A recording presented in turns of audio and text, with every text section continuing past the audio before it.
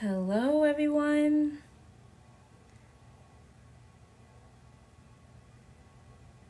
Give me one moment.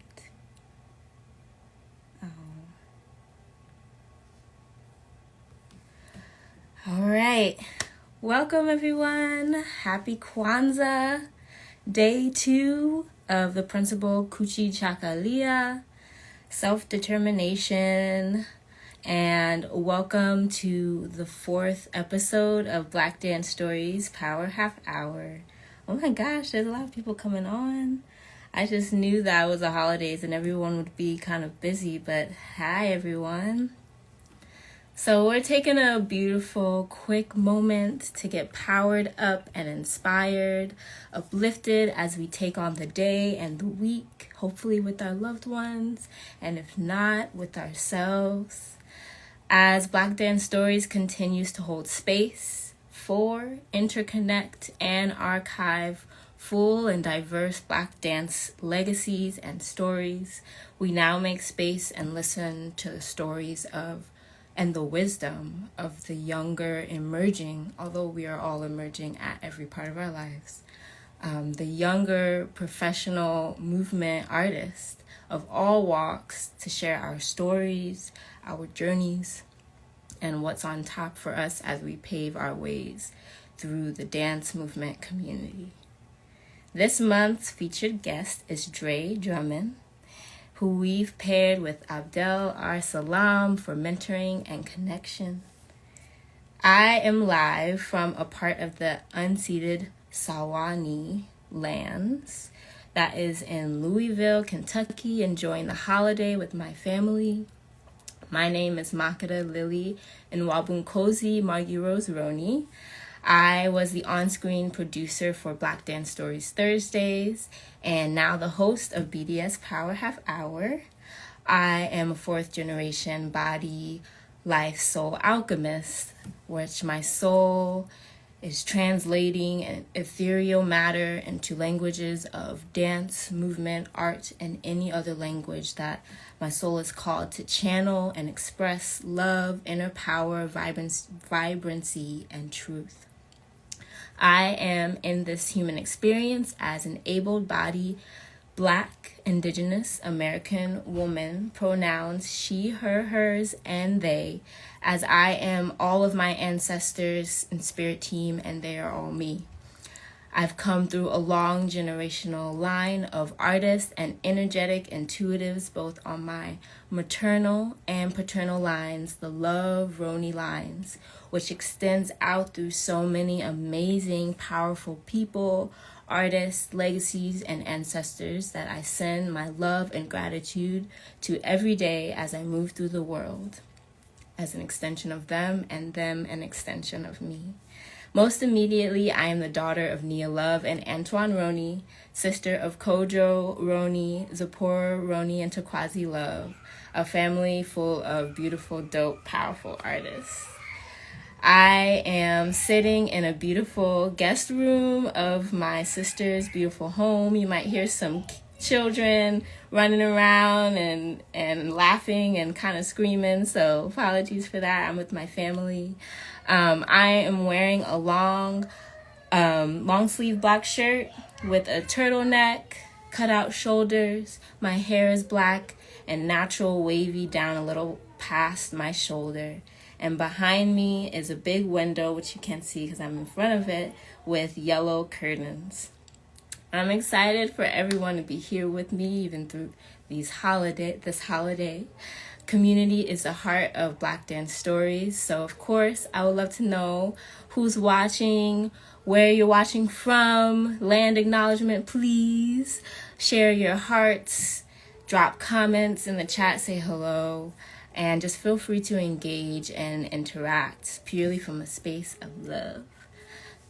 So without further ado, I'm going to bring Dre in. Give me a moment as I bring him in.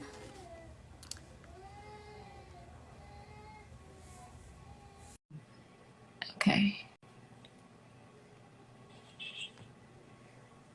Hi. Hello, grand afternoons. Good afternoons. It's good to see you. Blessed to see you too and to be here. Yes. So before I give you the floor, I know I told you to bring some tea so we can cheers to Black dance stories and archiving, sharing of Black dance stories. Yes. Cheers. Cheers. All right, I'm going to give you the floor. Please share who you are, what's on top for you, your story. Awesome. Thank you so much, Makata. Yeah. Appreciate you. Yeah. My name is Dre Drummond, also known as Dre Speaks, which is behind me. My pronouns are he and him. The sacred land in which I derive from would be the Lenape land, also known as Jersey City in today's time. Uh, my legacy is the son of Macia and Chris Drummond. My brothers are, my brother is Dupree Drummond. My sister is Maya Drummond. My name Andre also is survived by um, a man that is no longer with us. He was a friend of my dad. So during his passing, before I was born, I was given his name to continue that legacy as well. So I give honor to him in this moment. Um, my orientation, I come here in my bedroom slash studio. My feet are firmly planted on the ground. I have blue sweatpants on. I have a Dre Speak shirt. I have a 4 necklace for my life path number and starter locks in my head. And I come with dark caramel black skin that I love and honor. Um, so yeah, I think that's all I have for right now as far as That's how I perfect. show up. I also have a tea light candle for my ancestors and continue to remind me to be true to whatever is illuminated within my mind in this moment. I also have amethyst, selenite, jade, lapis, and then a little labradorite and cornelian on my hands. Again, just grounding me, reminding me of not only my ancestors, but the earth and my Yes. connection to it. And I come with that groundness. It's so funny because I've often thought about my journey and how I arrived here. If you would have asked me if this would be where I was or ended up when I was in college, I definitely been like, of course not. So it's interesting, but I guess it all began, I would say, in middle school. That's really where I kind of started to notice that I had a love for dance. I did, do ballet text starter program. In elementary school, they came to Queens, they did the whole audition. Yes. And I had a moment to really I think that was my first introduction to dance, although I didn't take it further Mm. than that. That was, the art form saying, hello, this is the path that you're going to start and lead. So Yeah. then when I got to junior high school, I went to a regular junior high school. Also, my brother Dupree Drummond was also there before me. So it was kind of like a community school. I knew that they had a step team. So I was like, okay. So I went to 231 Tri Community and they had a step team. And it wasn't just a regular step team, it filtered through the school, but it was powered by a ministry and a church by the name of Nubian Gents of Feminine Fire. That was the name of the step ministry. And they really allowed me to travel the world. Seventh grade, I went to Europe, and then on eighth grade, I went to Australia. So What? that was my first ministry.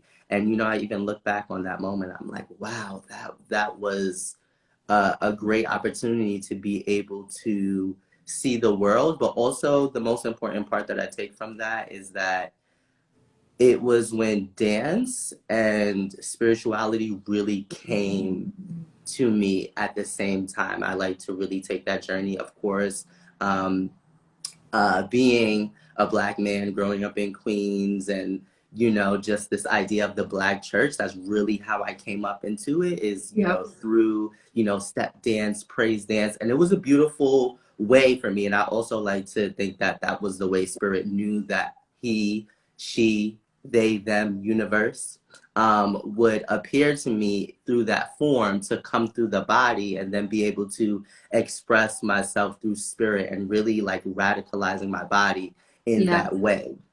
So as those 2 years of junior high school, I was really like, this is what I want to do. I can see, going through this Christian faith, I was like, wow, we are packing arenas for God. Like, this is amazing. Like, you know what I mean? Like, it was just a real spiritual awakening for me to say, like, this is how omnipresent God is, and this is where your talents, gift, and abilities can, take you. So my mentor, Lamont O'Neill, he was like, if you want to be a dancer, you need to see these shows. You want to be a choreographer, because I was, choreographing dances at that time. And I was like, okay.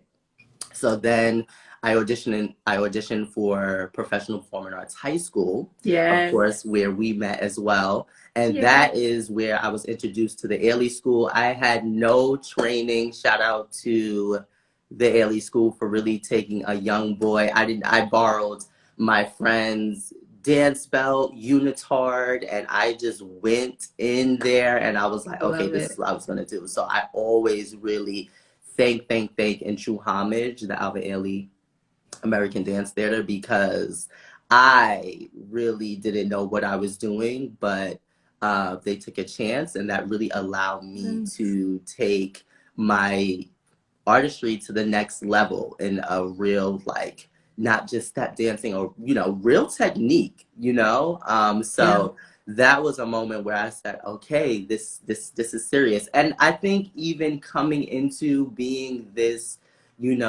Black boy, I did struggle with the discipline of this Eurocentric atmosphere. It did take me a while. So again, I'm so happy that I was introduced to a Black dance repertory company in school, because they had the patience and the nurturing to be able to guide me and give me more time to be able to have such a discipline and culture shock, not in people, but in technique and what that is. So I did, summer intensive. We both went to, Dance Theater of Harlem. Shout out to Arthur Mitchell. And, I was really like, okay, I'm going to do this thing. And I think senior year for me, I was really like, okay, like, we're going to take this thing seriously. And we're going to go to college. Like, let's try something new. So I auditioned for the University of North Carolina School of the Arts. I auditioned for Juilliard, Purchase, I believe Boston Conservatory, the Hartford School. And the only school that I got into was North Carolina School of the Arts. And I want to say that because it was not only divine alignment, but also through that, I believe that rejection is redirection, is protection. So it was meant for me to go to that school. And shout out to Courtney, who was the last dance story. We also went to school together.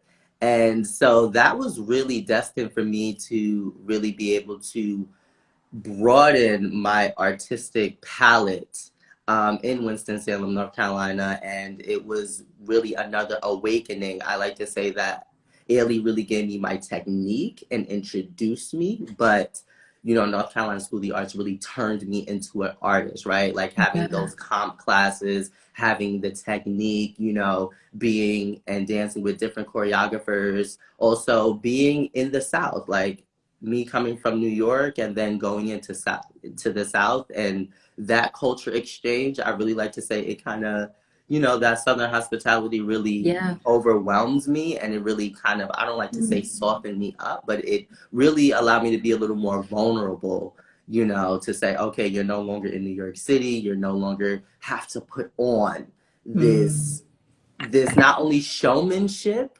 but this hard exterior of protection. So that really gave me the space and time to be able to let go, to rebuild, to break down, to rebuild who I was, not only as a person, but as an artist. So that was just a beautiful experience. And then I graduated, you know, with my B.F.A in contemporary dance. Again, I will always say I will do that experience over and over again. It was such a springboard for how I approach the world now. And going into that, as I graduated, I really did have a time where it's like, okay, what do I want to do? Now I actually have the freedom that I've been yearning for. I have, you know, the tools to be able to create myself as an artist. And I returned as a freelance artist. I have my notes here. Yes. Upon graduation, I did Jacob's Pillow, Springboard dance. I choreographed for the Dumbo Dance Festival for emerging choreographers. I worked with Antonio Brown from Bill T. Jones formerly. I worked with Jay Bowie and Johnny, who was also here. So I found myself wanting to work with emerging choreographers. You know, I loved the pioneers of dance and, you know, respect them, but I really wanted to be in the dirt. I really wanted to be with emerging choreographers and really be able to just explore and be amongst my peers and help build that and be a part of that, because I'm always thinking not in the present moment, but also where we're headed. And I just had just this discernment and mindset to be like, oh, I want to work with emerging choreographers. I just don't want to just arrive and feel like I've made it. I also struggle with this paradigm of how the dance world works sometimes. So I found that challenge for me where I'm like, honestly, I can't do this. I need to create and invent different pathways for me. Yeah. So I did that for a while. Of course, you know, had to make money. I like to say, you know, I aspired to be a starving artist until I was starving. I was like, this is not necessarily what I dreamed. Not that it's, you know, too hard, but I definitely need more support for myself and for what I'm trying to do and the lifestyle that I'm trying to live. So I was serving at the time. I was also working at boutique fitness studios to get free memberships and balancing those things like dancing and then working crazy hours. I was like, okay, this, you know, I'm just moving. I didn't even reflect until I wound up getting injured. I tore my ACL and my meniscus because I was just moving. So that really slowed me down. I said, okay, we're here. But I always kept in my mind, if I could not dance, what would I do and who would I be? Like that was a prominent mindset in me because I didn't want to leave my expression to only my body, but know that my talent, skills, and abilities do serve me in different ways, even if I couldn't move within this body, right? You know, this is only one form of language. So it really caused me to really sit down and reflect. And again, you know, I started reading, and this is when yoga started to come up. It started a little bit before that. And when I got injured, I said, okay, you know, let's do some yoga. Let's still try to move in a healthy way. And then yoga, which was a real segue, again, full circle moment to spirit and the body and coming back to that moment. Because I didn't even get to this, but going into the Black church and discovering my queerness as I went into a more expressive environment. Of course, the two could not coexist. It does change today, but during those times, I could not serve in the Black church and still identify as a queer body, you know, especially as we talk about the challenges within the Black community and how that shows up. I knew that with the microaggressions and the psychic violence that I would not be able to express in true freedom my spiritual body and consciousness in that environment. So I was like, okay, yoga, like this is the perfect space for me to be able to do that. So working through that injury, not only of my body, but through the injury of my spiritual body and making that reconnection between the mind and body, the yoga really allowed me to, when we talk about yoga and the yoke, really come into that unity, not only in the community around me, but truly within myself and that liberation. So I was like, okay, let me just get my teacher training. Like, let me teach this because it allows me to be put on a platform where I can really share with people outside of any creed or dogma and speak to the body in which I know and have experience within my own life. So it's a familiar Yes. language to Yeah. me and through me, truly. Yes. So within that moment, I was like, okay, but then I realized, I said, oh, but I'm still Black. Okay, because this is a very white dominated space when you come into yoga, Mm. especially when you come into a corporate yoga space and you start Yeah. to take that role as a spiritualist.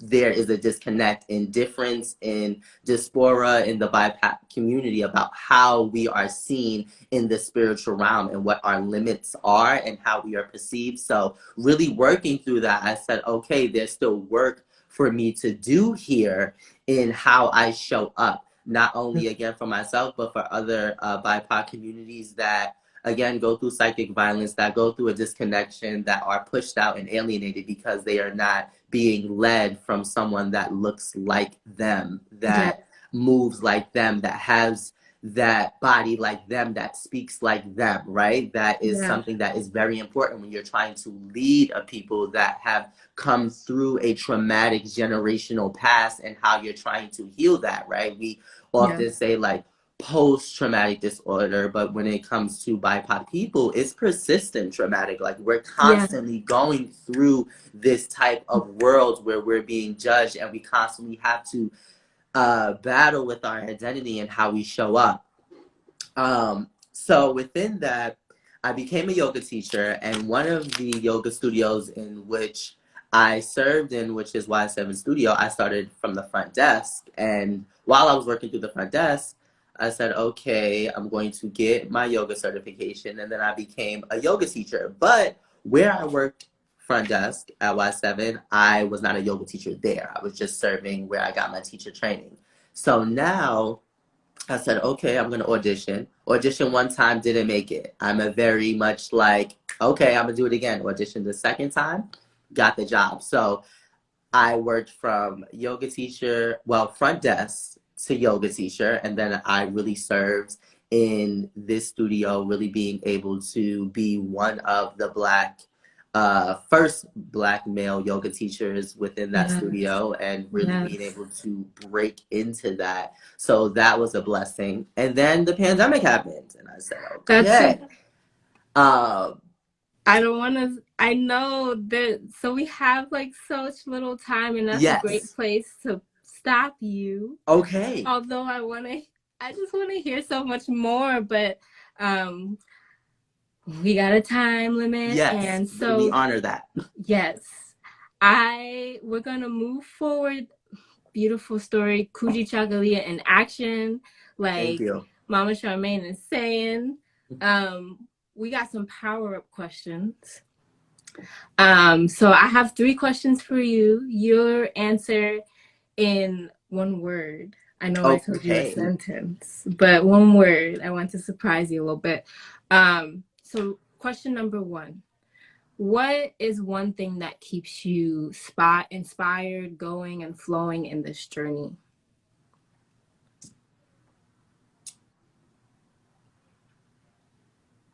Legacy. Beautiful. If your journey as a dance artist and human was a book, what would you call this current chapter of your life?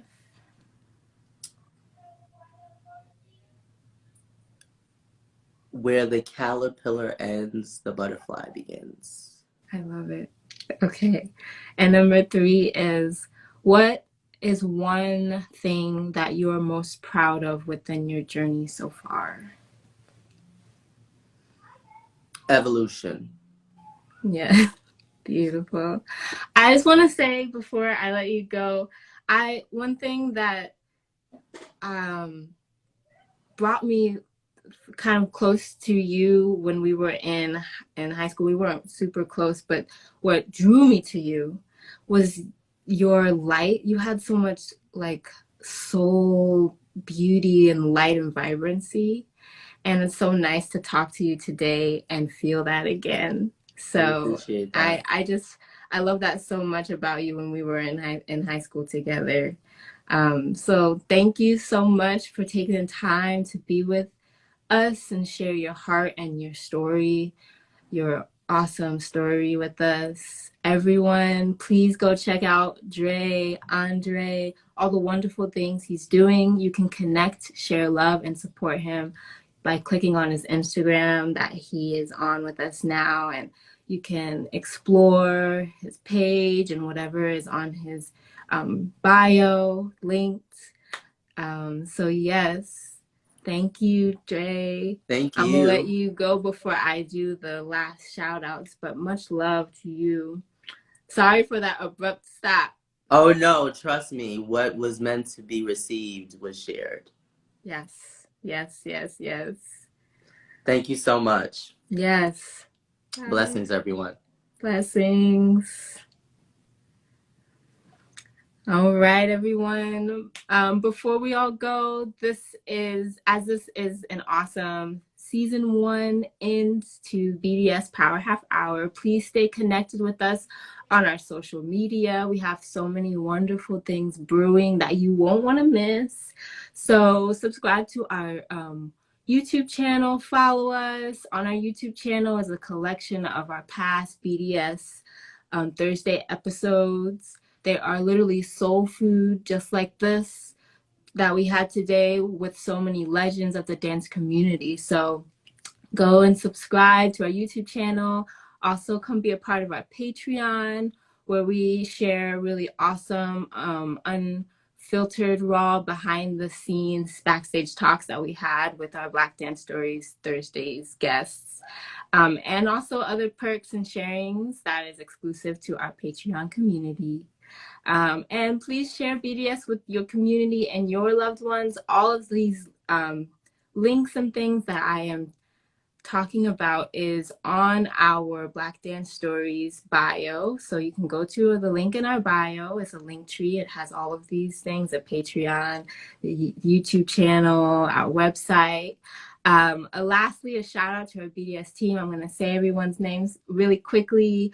Makeda Smith, Charmaine Warren, Kimani Fallon, Renee Redding Jones, Cynthia Tate, Gabe Decolonizing, Tony Turner, Camille Lawrence, Antonio Burkett, and our lovely interns. Without all the wonderful love and support of our wonderful BDS team and you all, our BDS community, we wouldn't be able to continue like we are. And we are extremely grateful for y'all.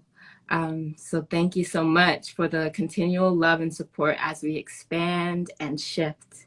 Hope everyone feels powered up and ready to vibrantly move through the rest of your day and your week. Much love to everyone. Bye.